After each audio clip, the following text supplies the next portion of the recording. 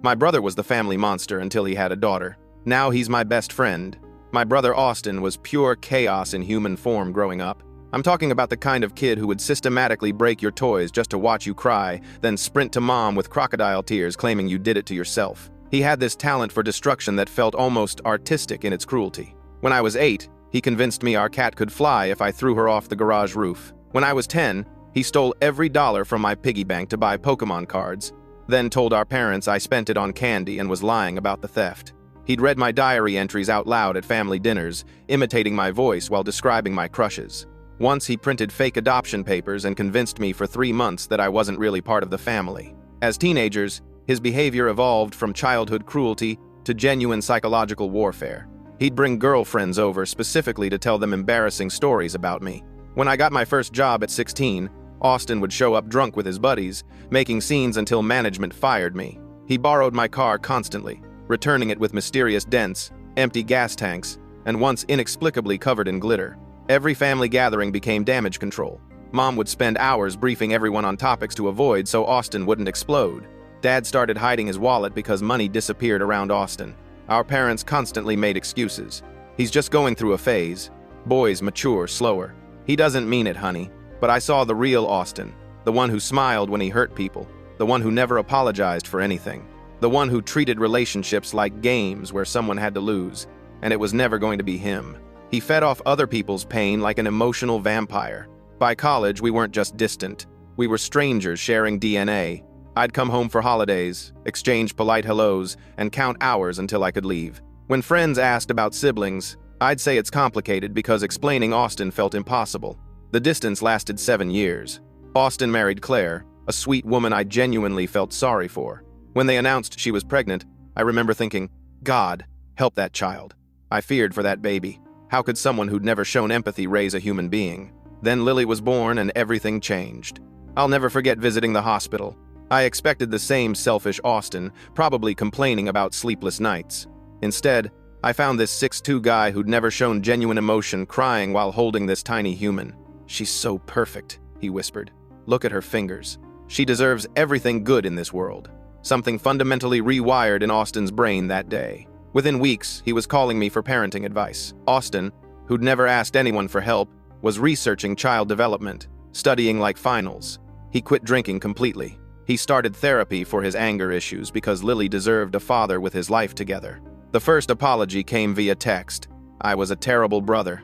Sorry doesn't fix it, but I want to try. I stared at that message for 20 minutes, convinced he was having a breakdown, but he kept showing up. When I got pneumonia, he appeared with groceries and medicine, cleaned my apartment without being asked. During my brutal breakup, he listened for hours without jokes or unwanted advice. He started remembering my birthday, asking about my job, treating me like someone he cared about. Then Lily got sick, started with headaches Austin dismissed as growing pains. Then the seizures began. The doctors ran tests for weeks, while Austin spiraled, becoming a shadow of the man he'd worked so hard to be. I watched him disintegrate in hospital waiting rooms, his hands shaking as he read WebMD articles at 3 a.m. Claire held it together while Austin fell apart. The night before the final test results, he showed up at my door at midnight, eyes hollow. I need you to promise me something, he said. If something happens to Lily, don't let me become who I was before. The next morning, the neurologist called us into his office with that look doctors get when the news crushes families. Dr. Patterson sat behind his desk arranging papers he didn't need to arrange. Claire gripped Austin's hand so hard her knuckles went white. I stood against the wall because there weren't enough chairs and someone had to remain standing for this. The MRI shows a mass in Lily's brainstem, Dr. Patterson said. Diffuse intrinsic pontine glioma, DIPG. He paused like we were supposed to know what that meant. It's inoperable due to the location. The tumor has wrapped around critical structures we can't access surgically. How long? Claire whispered. Her voice barely made it across the desk. The average survival time is 9 months from diagnosis. Given the size and position, I'd estimate Lily has approximately 6 months, maybe less. Austin didn't move, didn't blink, just stared at the X-ray light box on the wall, showing our niece's brain with this dark, irregular mass growing right through the center of everything that made her Lily. There has to be something, I said. Radiation, chemotherapy, clinical trials. Dr. Patterson's expression told me he'd had this conversation before. Many times. DIPG doesn't respond well to traditional treatments. Radiation might buy some time, weeks at best. Chemotherapy shows minimal effectiveness. As for clinical trials, there are some experimental approaches, but I have to be honest with you. The success rate is less than 1%. Austin stood up abruptly. His chair hit the wall. What about other doctors? Second opinions? There are specialists. Of course, I can provide referrals, but Mr. Chen, I need you to understand. Don't call me that, Austin snapped. His voice had an edge I recognized from our childhood. The one that came right before he'd do something destructive. My name is Austin. We got referrals. 3 more specialists. 2 at major research hospitals, 1 at a pediatric cancer center across the country. They all said the same thing with slightly different words. Inoperable, terminal, 6 months, make her comfortable. Austin didn't speak for the first 2 days after the diagnosis. He'd sit in their apartment staring at Lily while she played with her toys, completely unaware that her brain was killing her from the inside. Claire tried to get him to eat. He'd take a bite, chew mechanically, then forget to swallow. I came over on the 3rd day, let myself in with the spare key they'd given me back when Austin first started trying to be a real brother. The apartment was dark. Lily was at preschool, her last week before Claire pulled her out. Austin sat on the couch in the same clothes he'd worn to Dr. Patterson's office.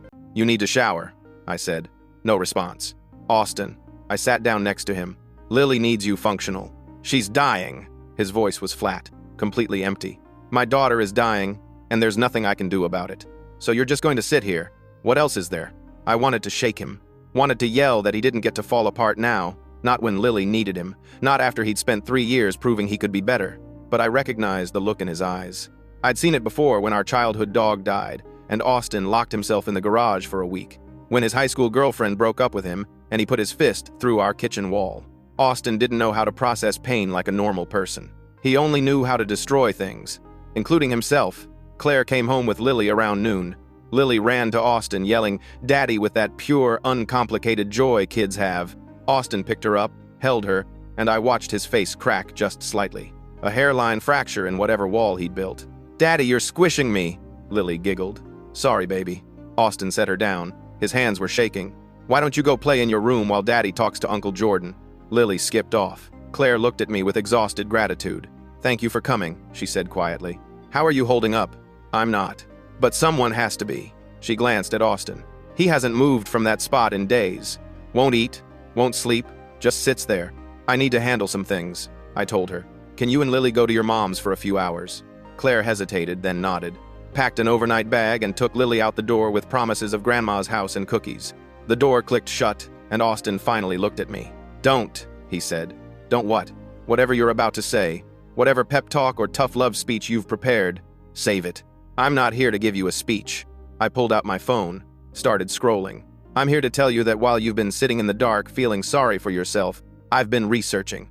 There are experimental treatments, immunotherapy trials, gene therapy, a clinic in Germany using targeted radiation, another in Mexico with a new drug combination." Austin's eyes focused slightly. Dr. Patterson said, "Dr. Patterson gave you statistics, averages. Lily isn't a statistic. It's less than 1%. 1% isn't 0. I showed him my phone, articles, research papers, clinical trial listings. Look, this trial in Houston is testing a viral vector therapy. This one in Boston is using focused ultrasound to open the blood-brain barrier for drug delivery. Mexico has an immunotherapy protocol that's shown some promise." Austin took my phone, started reading. I watched something shift behind his eyes. That dangerous spark I recognized, the one that usually preceded him doing something reckless. But for once, maybe reckless was exactly what we needed. The next week, Austin transformed into a man possessed. He called every research hospital, every experimental clinic, every doctor whose name appeared in a DIPG study. He made spreadsheets, organized data, tracked survival rates and side effects and costs. Claire was cautiously supportive. She wanted hope, too. But she also understood the odds better than Austin did. She'd actually read the studies instead of just looking for reasons to fight. The trial in Houston rejected Lily. Too young. Boston had a waiting list 18 months long. The German clinic required them to relocate to Frankfurt for a year with no guarantee of acceptance into their program. Then Austin found Dr. Castellanos in Tijuana. Dr. Castellanos ran a private clinic specializing in alternative cancer treatments. His website was slick, lots of testimonials, photos of smiling kids who'd supposedly beaten terminal diagnoses. He offered an immunotherapy protocol combining dendritic cell vaccines with hyperthermia and metabolic therapy. It cost $60,000, up front, cash. "I don't trust this," Claire said when Austin showed her the website. It looks like every cancer scam that preys on desperate parents. Austin was already pulling up his investment accounts. We have 40 in our retirement. I can borrow 20 from my 401k. We can make it work. Austin. Claire grabbed his laptop. This isn't a real treatment. Look at this website. These testimonials could be completely fabricated. Dr. Castellanos has published papers. Where? Show me peer-reviewed research. Show me data from reputable journals. Austin couldn't, because there wasn't any. Just articles on alternative medicine websites and YouTube videos with comment sections full of people claiming miracle cures. But Austin didn't care about peer review. He cared about the photos of kids who'd supposedly survived. The parents writing thank you messages. The possibility, however slim, that Lily might be one of them. I tried to be the voice of reason. Austin, I said during one of our late-night research sessions, I want to believe this is real, but you need to consider that this might be someone taking advantage of families in crisis. You don't understand, Austin said. His eyes were wild, manic. I need to do something. I can't just watch her die. If there's even a chance, what if the treatment makes her worse? It won't. You don't know that. These alternative clinics, they're not regulated. They don't have oversight. The treatment could be actively harmful. Austin slammed his laptop shut. Then what do you suggest? Should I just accept that my daughter has a death sentence? Should I do nothing? I'm saying you need to be realistic. You need to think about what's best for Lily, not what makes you feel like you're fighting. He looked at me with pure hatred. You've never had a kid. You don't get to tell me how to save mine. Claire scheduled a consult with Dr. Castellanos via Zoom. He was smooth, sympathetic, promised nothing but implied everything. He showed them photos of his facility, his staff, his equipment, talked about success rates without providing actual numbers. Mentioned a girl from Canada who'd been in remission for 2 years. How much of the $60,000 is refundable if the treatment doesn't work? Claire asked. Dr. Castellanos smiled sadly. Mrs. Chen, we don't think in terms of refunds. We think in terms of giving your daughter a fighting chance. Every dollar goes directly into her care protocol. That's not an answer, I said. I'd insisted on being on the call. If the treatment fails or if Lily can't continue, how much do they get back? Unfortunately, our costs are front-loaded. Equipment, vaccine preparation, staff time. We can't offer refunds, but we can offer hope. Austin scheduled Lily's first appointment for 3 weeks out, withdrew the money, booked flights to San Diego and a hotel near the border. Claire tried one more time to talk him out of it. The night before they left, she sat in their kitchen while Austin packed Lily's medications. Maybe we should wait, she said. Get more opinions. Do more research. We've done enough research. Austin didn't look up from the pill organizer. Every day we wait is a day Lily gets sicker. What if this makes her worse? What if we're spending our last months with her in some clinic instead of at home making memories? That's exactly what I'm trying to prevent. Austin's voice rose. I'm trying to make sure we have more than months. I'm trying to give our daughter a life by gambling everything on a clinic with no proven track record. At least I'm trying. Austin slammed the medication bottles down. At least I'm not just accepting this. You've already given up on her. Claire stood up so fast her chair fell over. Don't you dare. Don't you dare say I've given up on my daughter. I'm trying to protect her from a scam that could steal her last good days. Then don't come. Claire stared at him. What? If you don't believe in this, if you think I'm being scammed, then stay home. Lily and I will go alone. You're not taking my daughter to Mexico without me. Then pack your bag. They left on a Tuesday morning. I drove them to the airport. Lily was excited about the airplane ride. She'd made Austin promise they'd get window seats so she could see the clouds. Take care of my girl, Austin said when he hugged me goodbye at departures. I will. I hugged him back. Just promise me you'll come home if this doesn't feel right. If anything seems wrong. He nodded, but I could tell he wasn't really hearing me. He was already gone. Already in that place where he'd convinced himself this was going to work. They were in Tijuana for 6 weeks. Austin sent updates at first. Photos of Lily in the clinic getting IV infusions. Videos of her playing in their hotel room. Messages saying the doctors were optimistic. Then the updates stopped. Claire called me on a Thursday night. She was crying so hard I could barely understand her. You need to come, she said. Something's wrong. Lily's getting worse and Austin won't listen. I booked the first flight I could get. Landed in San Diego Friday afternoon and crossed the border into chaos. The clinic was nothing like the website. It was in a strip mall between a dental office and a cell phone store. The waiting room had peeling linoleum and plastic chairs. A receptionist sat behind bulletproof glass doing her nails. I'm here to see the Chen family, I told her. She looked up slowly. Room 7. Room 7 was barely bigger than a closet. Lily lay in a hospital bed that was too big for her, hooked up to an IV pump. Her skin had a grayish tint. Her eyes were sunken.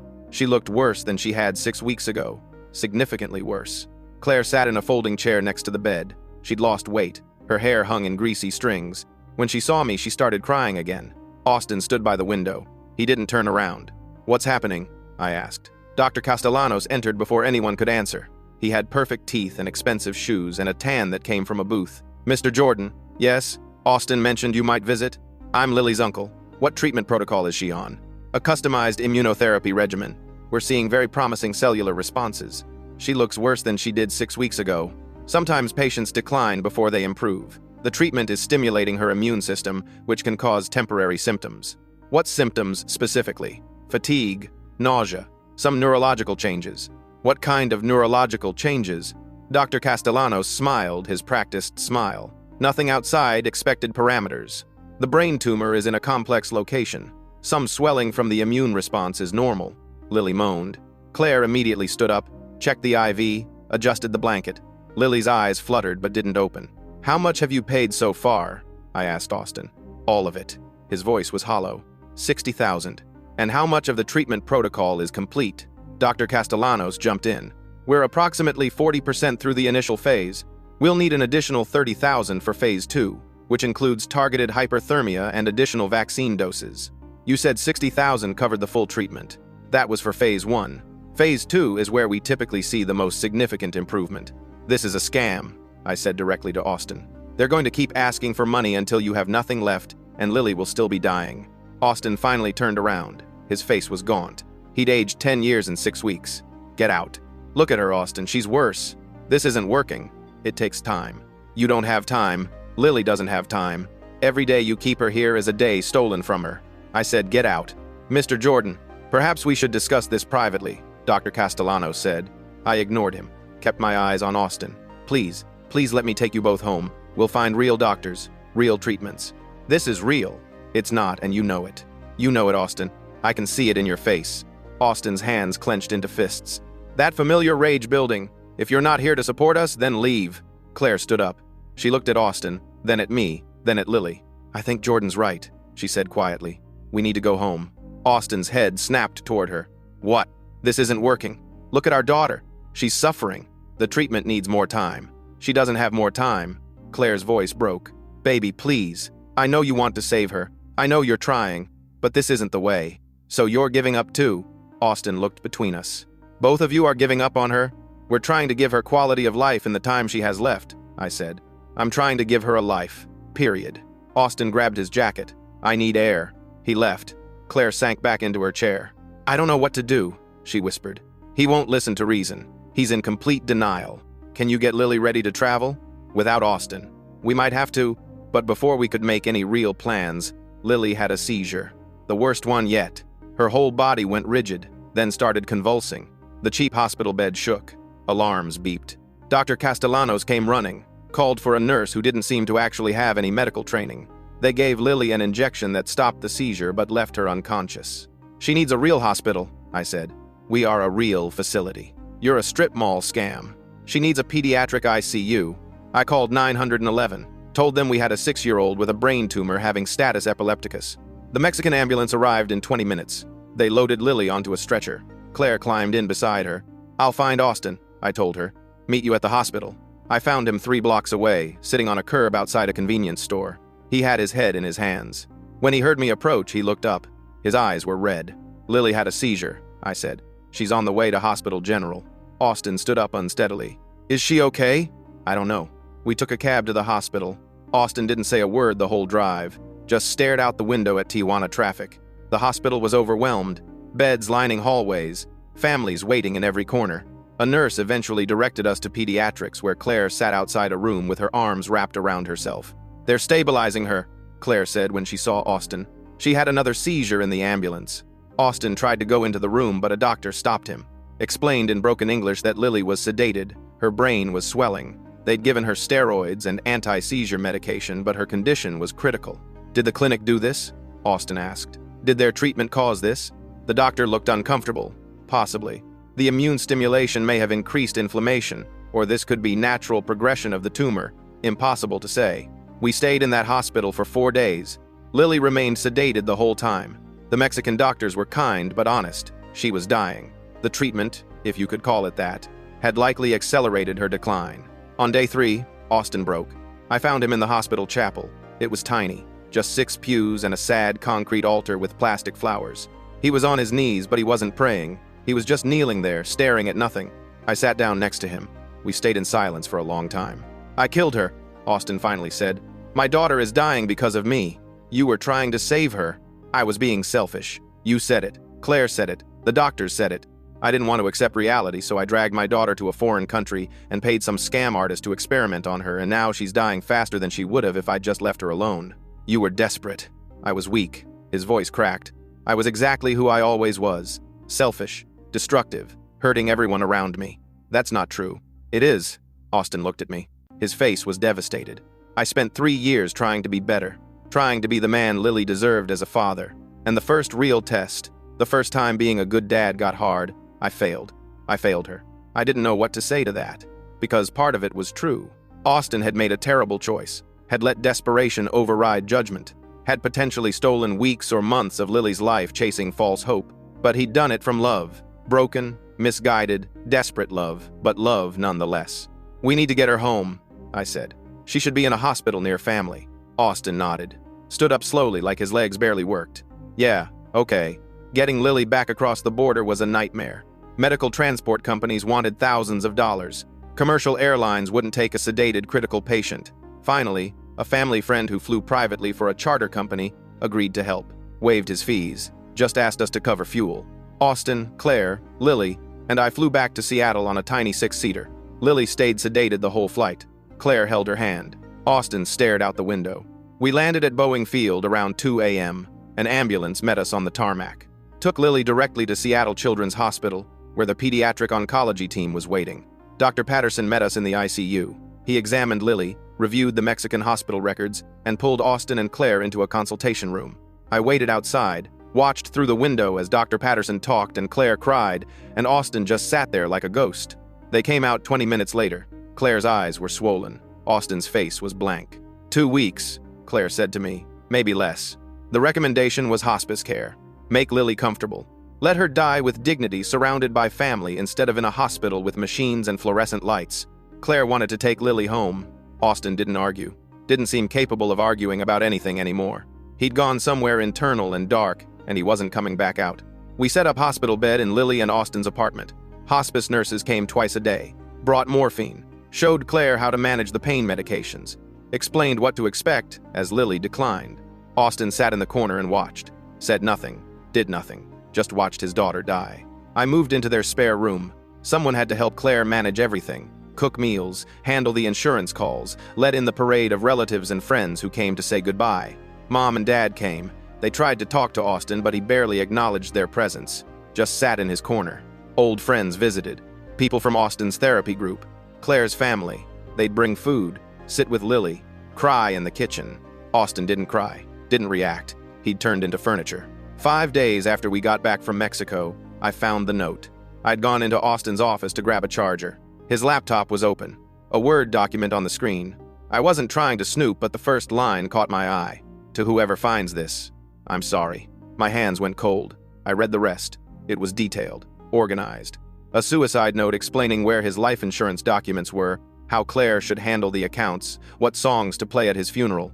It ended with an apology to Lily for failing her, and a request to be buried in the same cemetery. I closed the laptop and went to find Claire. She was in Lily's room adjusting the morphine drip. Austin was in his usual chair.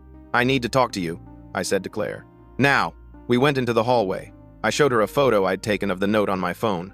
Claire read it and her face went white. How long has that been there? She asked. I don't know. I just found it. We need to call someone. Who? His therapist. The police. Claire looked back toward Lily's room. I can't leave her. I'll stay with Lily. You deal with Austin. She didn't want to. Didn't want to add psychiatric crisis to the nightmare we were already living. But she made the calls. Austin's therapist. His doctor. The crisis hotline. When the therapist called back, she asked to speak to Austin directly. Claire brought him the phone. He answered with monosyllables. Yes. No. Okay. The therapist wanted him to go inpatient. Austin refused. Said he wasn't leaving Lily. The therapist talked to Claire again. Explained that if Austin was an imminent danger to himself, they'd have to call 911, have him admitted involuntarily. Claire made the impossible choice. Called 911. 2 police officers and a crisis counselor arrived an hour later. They were as gentle as they could be. Explained they needed to take Austin to the hospital for evaluation. 72-hour psychiatric hold. Austin didn't fight, didn't resist, just stood up and let them lead him out. He looked at Lily on his way to the door. She was sleeping, peaceful, the morphine keeping her comfortable. "Mom, where's Daddy going?" Lily mumbled without opening her eyes. Claire's voice shook. "Daddy has to go away for a little while, sweetheart. But Uncle Jordan's here." The door closed. Austin was gone. That night was the longest of my life. I sat with Lily while Claire made more phone calls. Updated family. Talked to Austin's psychiatrist. Tried to manage 2 simultaneous crises. Around 3 a.m., Lily started seizing. Not the violent convulsions from Mexico, but small twitching movements that wouldn't stop. Claire gave her rescue medication, but it barely helped. We called the hospice nurse. She arrived within 20 minutes, checked Lily's vitals, adjusted the medication doses. "It's getting close," the nurse said quietly. "You should call anyone who wants to say goodbye." Claire called her parents, Austin's parents, a few close friends. They started arriving around dawn, sat vigil in Lily's room while she slept and seized and slowly stopped being Lily. Around noon, Lily's breathing changed, became shallow, irregular. The nurse said this was normal, part of the process. Claire called the psychiatric facility, begged them to let Austin out early, explained that Lily was actively dying, that he needed to be here. The facility administrator was sympathetic but firm. Austin had been admitted on an involuntary hold. They couldn't release him early without a psychiatric evaluation. The earliest that could happen was tomorrow morning. Tomorrow would be too late. Claire hung up and screamed, actually screamed, threw her phone across the room, collapsed on the floor sobbing. Her mother tried to comfort her, but there was no comfort available. Her husband was locked in a psychiatric hospital and her daughter was dying, and there was nothing anyone could do to fix either situation. I sat with Lily alone while Claire had her breakdown in the living room, held her small hand. It was so cold. Her breathing was barely there. Little shallow gasps every few seconds. "Uncle Jordan," Lily whispered. Her eyes didn't open. "I'm here, baby. Where's Daddy?" My throat closed up. "He's coming," I lied. "He'll be here soon. I want Daddy." "I know." I brushed her hair back from her forehead. "I know you do." Lily was quiet for a while. I thought maybe she'd gone unconscious. Then she whispered, "Tell Daddy I love him." "I will." I was crying now. I couldn't help it. "I'll tell him. Tell him I'm not scared." I nodded, couldn't speak. Lily didn't say anything else. Her breathing got slower, more irregular. Around 2 p.m. it stopped altogether for almost a minute. Then she'd gasp, breathe a few times, stop again. The nurse said this could go on for hours, or minutes. No way to know. Claire came back into the room, sat on the other side of the bed, held Lily's other hand. We stayed like that, waiting, watching our girl fade away piece by piece. At 4:17 p.m., Lily took one breath, then nothing. The nurse checked for a pulse, listened with her stethoscope, looked up at us and shook her head. Lily was gone. Claire didn't scream this time, just curled up next to Lily on the bed and held her, whispered to her, told her it was okay. She could rest now. I called the psychiatric facility, told them they needed to find a way to let Austin out. His daughter had just died. The administrator's voice changed, became official, cold. "I'm very sorry for your loss. I'll inform Mr. Chen immediately. We'll expedite his evaluation." "That's not good enough," I said. "He deserves to know in person. From family." "I understand. But facility policy." "Fuck your policy." I hung up. I drove to the psychiatric facility. It was 40 minutes away. A squat gray building that looked like a prison. I told the receptionist I needed to see Austin Chen immediately. Visiting hours are over. His daughter just died. He needs to know. "I'm sorry, but I wasn't asking." I pulled out my phone, showed her the photo I'd taken of Lily an hour ago, peaceful and still with Claire beside her. "His 6-year-old daughter died while you people kept him locked up. So either you let me see him right now, or I'm calling every news station in Seattle and telling them how your facility prevented a father from being with his dying child." The receptionist looked at the photo. Her face softened. She made a phone call. 5 minutes later, a doctor appeared. Late 40s, tired eyes. "I'm Dr. Rosen. You're Austin's brother. Brother-in-law. Close enough. I need to see him. Mr. Chen is in a fragile mental state. I'm not sure this news. He has a right to know that his daughter is dead. You can either let me tell him or you can tell him, but he's going to find out today." Dr. Rosen looked at me for a long moment, then nodded. "Okay, come with me." They brought me to a small consultation room. Beige walls, cheap furniture, the smell of industrial cleaner and despair. Austin was brought in 5 minutes later wearing hospital scrubs. He'd lost more weight, looked skeletal. He saw me, and his eyes widened slightly. "Lily?" I'm so sorry, Austin. She passed away about 2 hours ago. I expected him to break down, scream, cry, something. Instead, he just nodded, sat down in one of the plastic chairs, stared at the table. I want to see her, he said. They're arranging your discharge, Dr. Rosen said from the doorway. We can expedite given the circumstances. You should be released within the hour. But it took 3 hours. Paperwork, evaluations, legal liability conversations. By the time we left the facility, it was past 8 p.m. I drove Austin back to the apartment. He didn't speak the entire drive, just looked out the window at the dark. When we pulled up, he didn't move to get out, just sat there. She's still inside, I said quietly. The funeral home won't take her until tomorrow. Claire wanted time. Austin nodded, opened the door, walked toward the apartment building like he was going to his own execution. Claire had cleaned up, put away the medications, made Lily look peaceful. She'd even brushed Lily's hair and put her in the dress she'd worn to her 5th birthday party, the purple one with butterflies. Austin walked into the room, saw Lily on the bed, and finally broke. He collapsed beside her, pulled her into his arms, started sobbing these horrible, wrenching sounds that didn't even sound human. Claire tried to touch his shoulder, but he shook her off, just held his dead daughter and cried. I'm sorry, he kept saying. I'm so sorry, baby. I'm sorry. I'm sorry. He stayed like that for hours. Claire and I sat in the living room giving him space. Around midnight, the sobs quieted. Austin emerged, looking hollowed out. I need to be alone, he said. His voice was mechanical, empty. Austin, Claire started. Please, I need to be alone. Claire looked like she wanted to argue, but she was too exhausted, too destroyed. We can stay at my parents', she said to me. We packed a bag, left Austin alone with Lily's body. I didn't want to, worried about what he might do, but Claire said he'd earned the right to say goodbye in private. The funeral home came the next morning to take Lily. Austin called Claire afterward, said he needed some time, would be staying with a friend. But he wasn't with a friend. He'd checked into a cheap motel on Highway 99, paid cash for a week, spent 3 days in that room doing God knows what. On day 4, the motel manager called the emergency contact Austin had listed, me. Your friend hasn't left his room in 4 days, the manager said. Hasn't asked for housekeeping. I'm getting worried. I drove there immediately. The motel was exactly what you'd expect. Crumbling parking lot, flickering neon sign, the smell of weed and desperation. Room 14. I knocked. Austin. No answer. Austin, I know you're in there. The manager's about to call the cops. The door opened.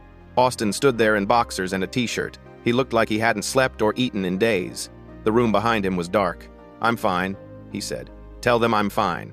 You're not fine. Can I come in? He hesitated, then stepped aside. The room was destroyed.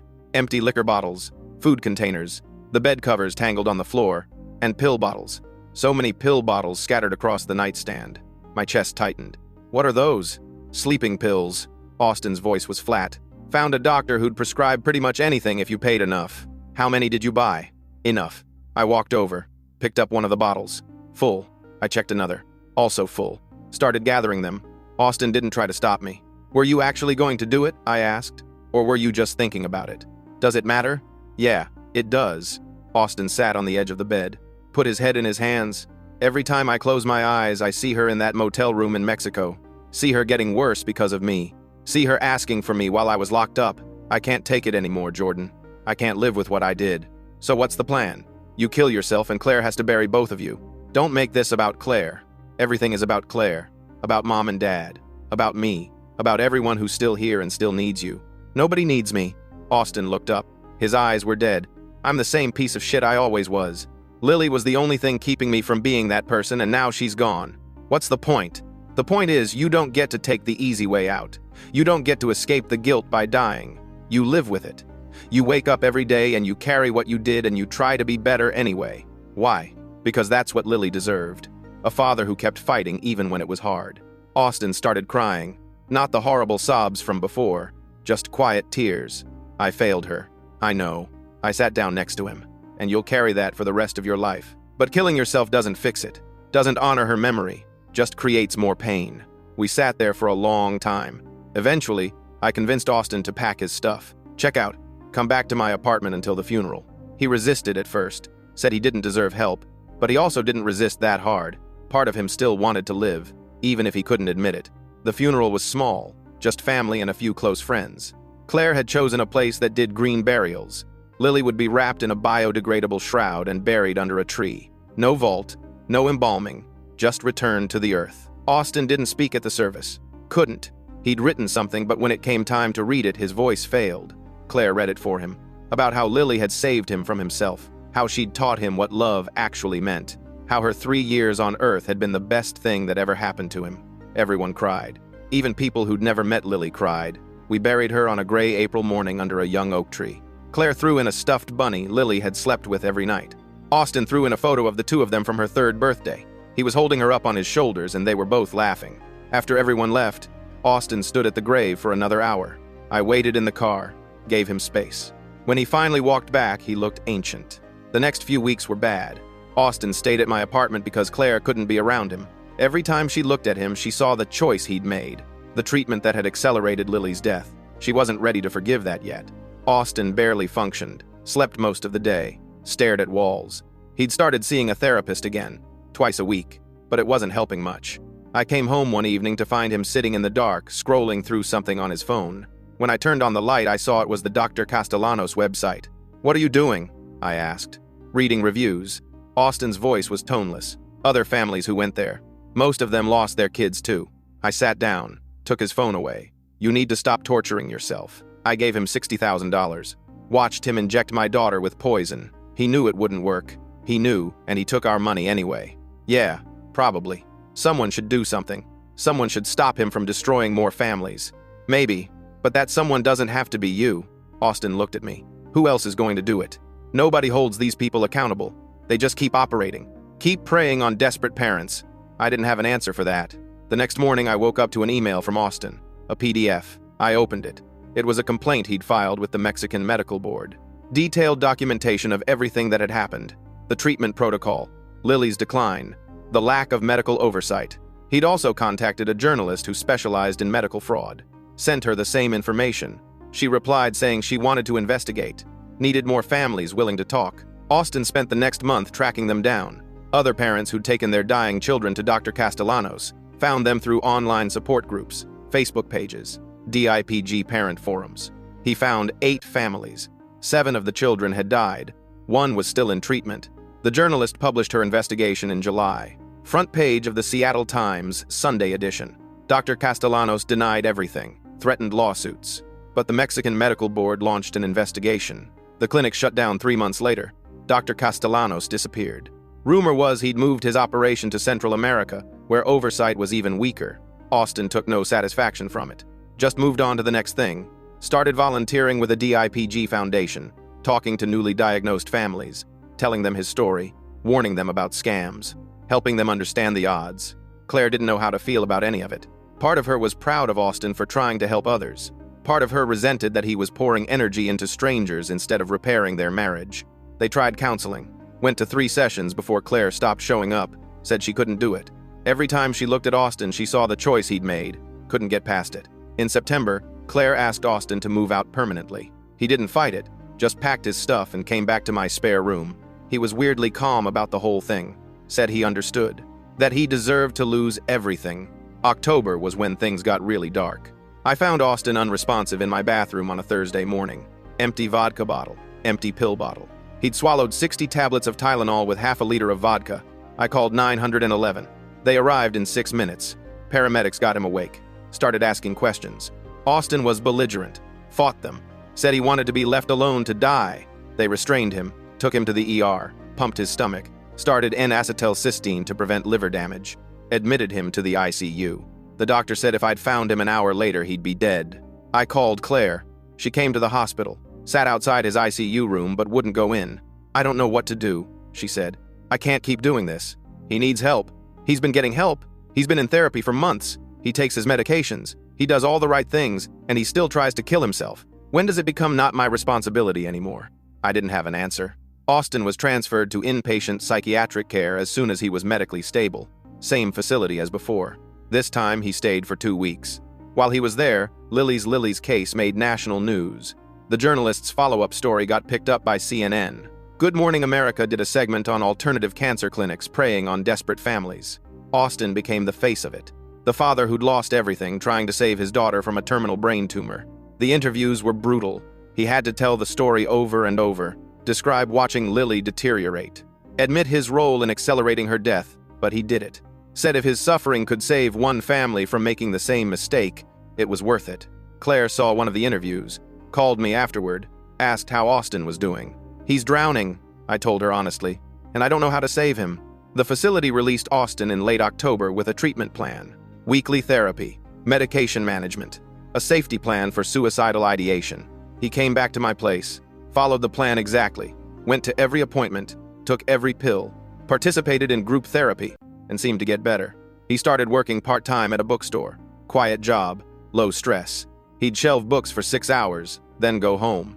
November passed. Then December. Austin was functional. Not happy, but functional. He existed. Then Christmas happened. Claire invited Austin to her parents' house for Christmas dinner. First time they'd been in the same room since she'd asked him to move out. I thought it was a bad idea, but Claire said she wanted to try. For Lily, dinner was awkward. Everyone trying too hard to be normal, making small talk about weather and football, avoiding the massive grief elephant in the room. After dinner, Claire's dad brought out photo albums, started showing pictures from Christmases past, Lily in her Santa pajamas, Lily opening presents, Lily laughing with icing all over her face. Austin excused himself, went outside. Claire followed. I watched through the kitchen window. They were talking.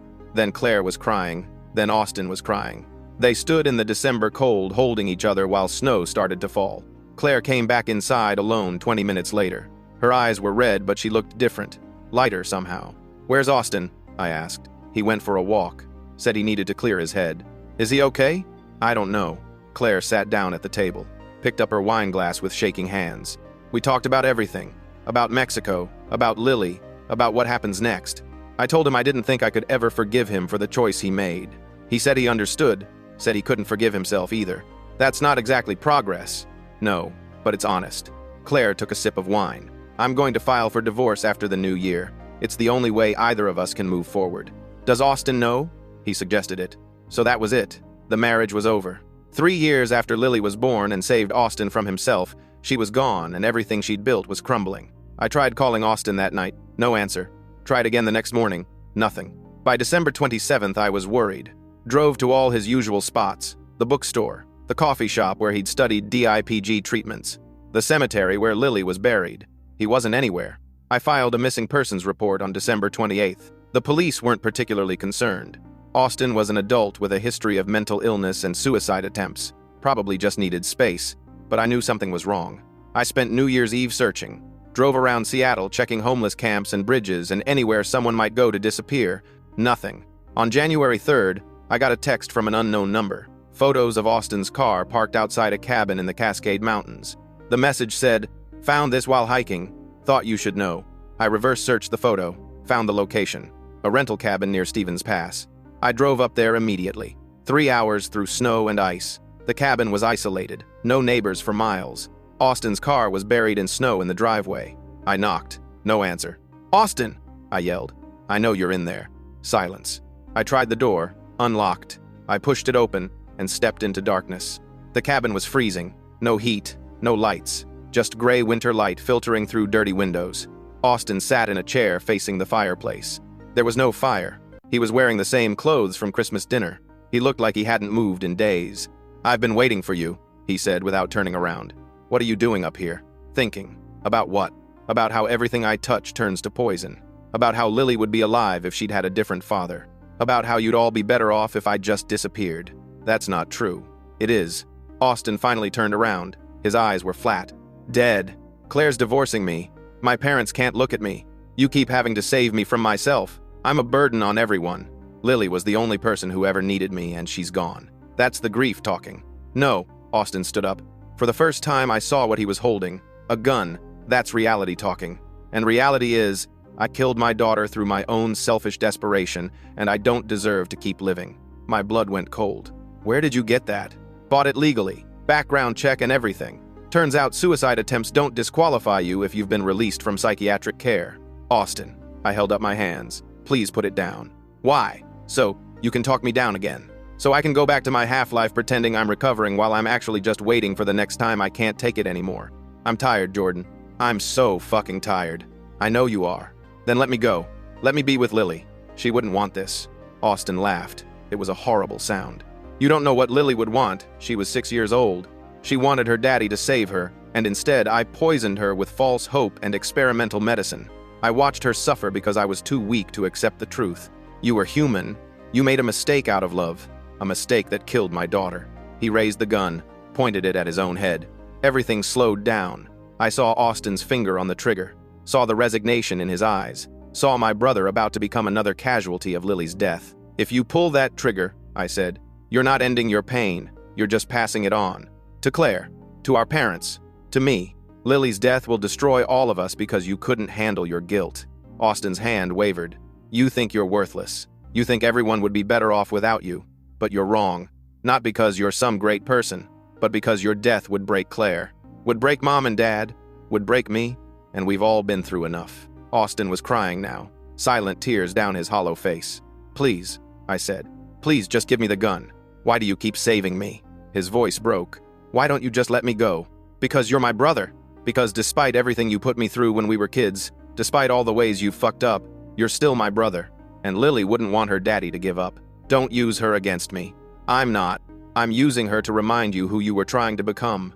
The man who went to therapy, who quit drinking, who called me when he needed help instead of destroying himself. That Austin is still in there somewhere, and he deserves a chance to keep trying. We stood there for what felt like forever. Austin with the gun to his head. Me with my hands out trying to talk him back from the edge.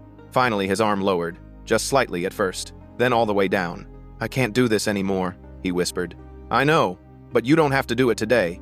You can get through today, and then tomorrow we'll figure out how you get through that day. Austin looked at the gun in his hand, then looked at me, held it out.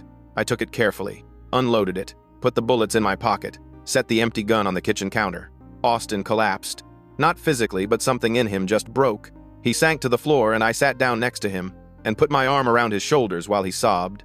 We stayed in that freezing cabin until dark. Eventually, I got Austin into my car, drove him back to Seattle, took him directly to the hospital. This time, he didn't fight admission, went willingly into inpatient care, said he knew he needed more help than weekly therapy could provide. He stayed for 6 weeks, intensive treatment, new medications, EMDR therapy for trauma, group sessions with other people who'd lost children. I visited twice a week, watched him slowly come back from wherever he'd gone. Not all the way back, but enough to function. Claire visited once. They talked for 2 hours. What they said, I'll never know. But Claire looked peaceful afterward, said she'd gotten closure. Austin was released in late February, moved into a supervised living facility for people with severe mental illness. Small apartment with staff available 24/7. Mandatory therapy 3 times a week. It was the first time in months I didn't worry he'd kill himself. March came. Then April. Austin started working again. Different bookstore. They knew his history. Hired him anyway. The anniversary of Lily's death hit us all hard. Claire spent the day at the cemetery alone. Austin went to his DIPG support group and talked about his daughter to a room full of strangers who understood. I brought flowers to Lily's tree. Sat there for an hour remembering the little girl who'd somehow transformed the worst person I knew into someone I could care about. In May, Austin called me, said he wanted to have coffee, talk about something important. We met at a place near his apartment. He looked better. Not good, but better. He'd gained some weight back. His eyes had light in them. I've been thinking about what you said at the cabin, Austin started. About how my death would just pass the pain on. About how I need to live with what I did instead of escaping it. Yeah, you were right. I can't undo what happened. Can't bring Lily back. Can't erase the choice I made. But I can try to make something meaningful out of it. What do you mean? Austin pulled out a folder, showed me papers. He'd been working with the DIPG Foundation to create a new program. Educational resources for parents of newly diagnosed children. Information about treatment options. Red flags for scams. How to navigate the nightmare of losing a child to a brain tumor. It's called Lily's Light, he said. After my girl. I felt my throat tighten. Austin, this is incredible.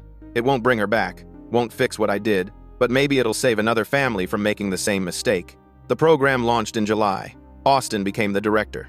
Not paid much, but enough to survive. He threw himself into the work. Talking to families, creating resources, building a network of legitimate medical professionals who specialized in DIPG. Claire heard about it through mutual friends, reached out to Austin for the first time since their closure conversation, said she was proud of him.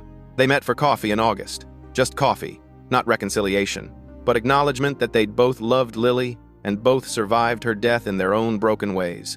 In September, Austin showed up at my apartment unannounced. I was worried something had happened, but he just wanted to talk. I need to tell you something, he said. We sat on my balcony. He'd brought beer even though he didn't drink anymore. Got one for me. I've been thinking about who I was before Lily, the cruel kid who tortured you, the selfish teenager, the destructive adult, and I realized something. I'm still that person. Austin. No, listen. I'm still that person. I'm still selfish, still destructive, still cause pain to everyone around me. But Lily taught me something. She taught me that being broken doesn't mean you can't try to do better, that you can acknowledge you're fundamentally fucked up and still attempt to build something good. Where is this going? I'm not asking for forgiveness, from you or Claire or anyone.